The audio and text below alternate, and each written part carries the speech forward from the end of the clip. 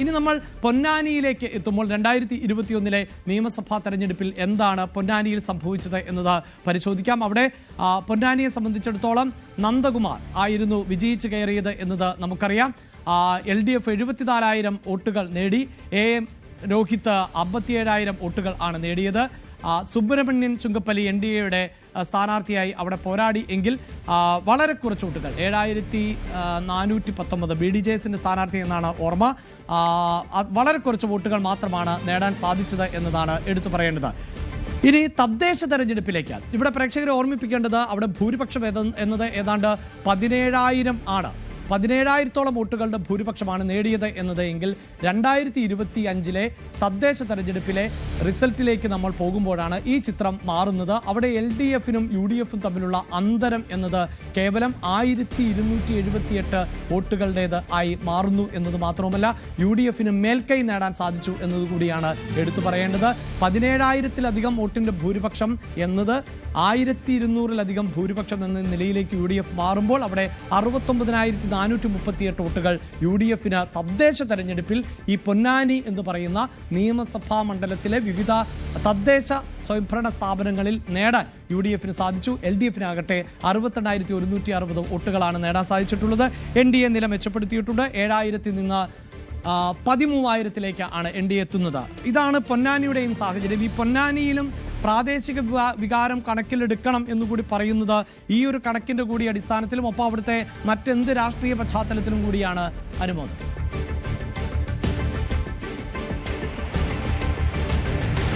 പൊന്നാനിയിലെ സാഹചര്യങ്ങൾ ഇവിടെ വിലയിരുത്തേണ്ടതുണ്ട്. പൊന്നാനി ഇപ്പോൾ ഇടതുപക്ഷത്തിൻ്റെ ഒരു ഉറച്ച കോട്ടയായിട്ടാണെങ്കിലും മുൻപ് പലപ്പോഴും അവിടെ കോൺഗ്രസ് വിജയിച്ച ചരിത്രം കൂടിയുള്ള ഒരു മണ്ണാണ്. അപ്പോൾ പൂർണ്ണമായിട്ടും ഒരു ഇടതുമണ്ഡലം എന്ന് പറയാനാകില്ല എന്നത് കോൺഗ്രസ് ആ ചരിത്രം കൂടി മുൻപിൽ വെച്ചുകൊണ്ടാണ് പറയുന്നത്. മാത്രമല്ല തദ്ദേശ തെരഞ്ഞെടുപ്പിൻ്റെ കണക്കുകൾ വരുമ്പോൾ അവരെ സംബന്ധിച്ച് ഒന്ന് പോരാടിയാൽ വിജയിക്കാൻ കഴിയുന്ന ഒരു മണ്ഡലം എന്ന തരത്തിലേക്ക് ആ ഒരു മണ്ഡലത്തെ അവർ മാറ്റി, അല്ലെങ്കിൽ അങ്ങനെ ഒരു വിലയിരുത്തലാണ് കോൺഗ്രസിൻ്റെ ഭാഗത്തും ലീഗിൻ്റെ ഭാഗത്തും അവിടെ ഉള്ളത്.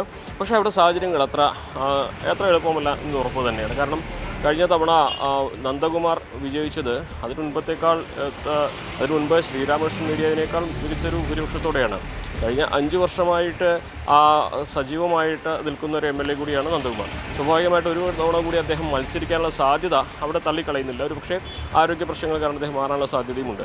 അങ്ങനെ വരുമ്പോൾ അവിടെ പുതിയ ഒരു സ്ഥാനാർത്ഥി ഇടതുപക്ഷത്തിൻ്റെതായിട്ട് വരുമ്പോൾ ആ മേഖലയിൽ 2 വർഷമായിട്ട് സജീവമായി പ്രവർത്തിക്കുന്ന ഒരു കോൺഗ്രസ് നേതാവിനെ കൊണ്ട് ആ മണ്ഡലം പിടിക്കാൻ സാധിക്കുമെന്നൊരു വിലയിരുത്തൽ അതാണ് കോൺഗ്രസിൻ്റെ ഭാഗത്ത് നിന്ന് ഉണ്ടായിരിക്കുന്നത്. KP നൗഷാദ് അദ്ദേഹത്തിന് പേര് പ്രഖ്യാപിച്ചില്ലെങ്കിൽ പോലും അദ്ദേഹം വളരെ സജീവമായിട്ട് ആ മണ്ഡലത്തിൽ ഇപ്പോൾ ഉണ്ട്. അദ്ദേഹം പല പരിപാടികളിലും താഴെത്തട്ടിലും അതേപോലെ വിവിധ ഗ്രൂപ്പുകളിലും വിവിധ സാമുദായിക സംഘടനകളിലും ഒക്കെ ക്ഷേത്ര കമ്മിറ്റികളിലും ഒക്കെ അദ്ദേഹത്തിൻ്റെ സാന്നിധ്യം അദ്ദേഹം അറിയിച്ചു കഴിഞ്ഞിട്ടുണ്ട്. അപ്പോൾ അങ്ങനെ ഒരു മണ്ഡലത്തിൽ ശ്രദ്ധ കേന്ദ്രീകരിച്ച് മാസങ്ങൾക്ക് മുമ്പേ പ്രവർത്തനം തുടങ്ങുന്നതിലൂടെ അവിടെ ചിട്ടയായ ഒരു പ്രവർത്തനം നടത്തി വിജയിച്ചു കയറാൻ കഴിയുമോ എന്നുള്ള ഒരു പരിശ്രമമാണ് അവിടെ ഇപ്പോൾ കോൺഗ്രസിൻ്റെ ഭാഗത്ത് ഉണ്ടാകുന്നത്.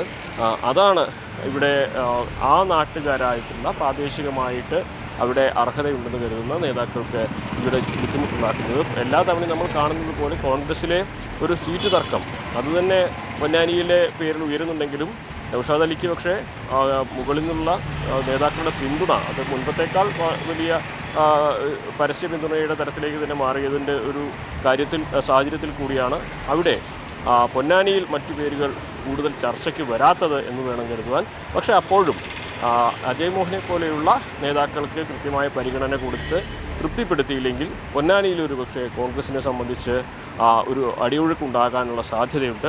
അപ്പോൾ അത്തരത്തിലുള്ള പ്രാദേശികമായിട്ടുള്ള പ്രശ്നങ്ങൾ കൂടി പരിഹരിക്കാനാണ് കോൺഗ്രസിൻ്റെ ഭാഗത്തുള്ള ഒരു ശ്രമം ഇപ്പോൾ നടക്കുന്നത്. എന്നിരുന്നാൽ തന്നെയും ഇടതുപക്ഷത്തിൻ്റെ കോട്ടയായിട്ട് മലപ്പുറം ജില്ലയിൽ ഇത്തവണ പാർട്ടി ചിഹ്നത്തിൽ മത്സരിക്കുമെന്ന് ഉറപ്പ് പറയാൻ കഴിയുന്ന ഒരേ മണ്ഡലം പൊന്നാനിയാണെന്നിരിക്കെ അവിടെ കോൺഗ്രസിനെ സംബന്ധിച്ച സാഹചര്യങ്ങൾ അത്ര എളുപ്പമല്ല ഈ ഒരു ഘട്ടത്തിലും എന്നതുകൂടി പറയേണ്ടതുണ്ട്.